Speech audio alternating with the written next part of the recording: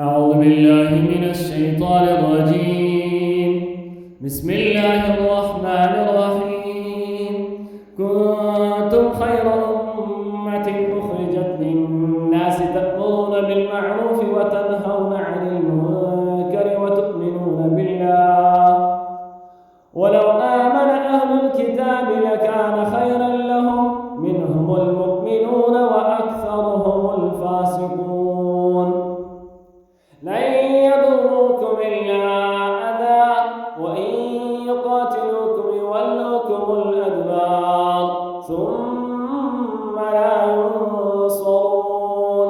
ضربت عليهم الذلة أينما ثقفوا إلا بحبل من الله وحبل من الناس وباءوا بغضب من الله وضربت عليهم المسكنة ذلك بأنهم كانوا يكفرون بآيات الله ويقتلون الأنبياء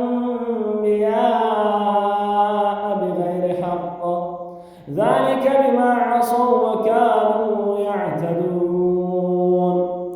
ليسوا سواء من أهل الكتاب أمة قائمة يتلون آيات الله آناء الليل وهم يسجدون يؤمنون بالله واليوم الآخر ويأمرون بالمعروف وينهون عن المنكر ويسارعون في الخيرات وأولئك من الصالحين وما يفعلوا من خير فلن يكفروه والله عليم بالمتقين. إن الذين كفروا لن تغني عنهم أموالهم ولا أولادهم من الله شيئا وأولئك أصحاب النار هم فيها خالدون. مثل ما ينفقون في هذه الحياة الدنيا كمثل ريح فيها سرور أصابت حرث قوم ظلموا أنفسهم فأهلكت وما ظلمهم الله ولكن أنفسهم يظلمون.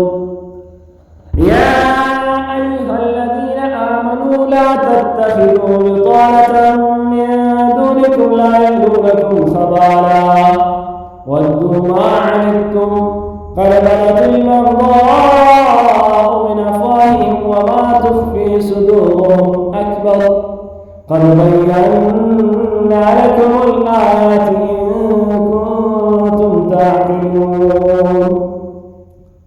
ها أنتم أولئك تحبونهم ولا يحبونكم وتؤمنون بالكتاب كله وإذا لقوكم قالوا آمنا وإذا خلوا عضوا عليكم الأنامل من الغيظ قل موتوا بغيظكم إن الله عليم بذات الصدور.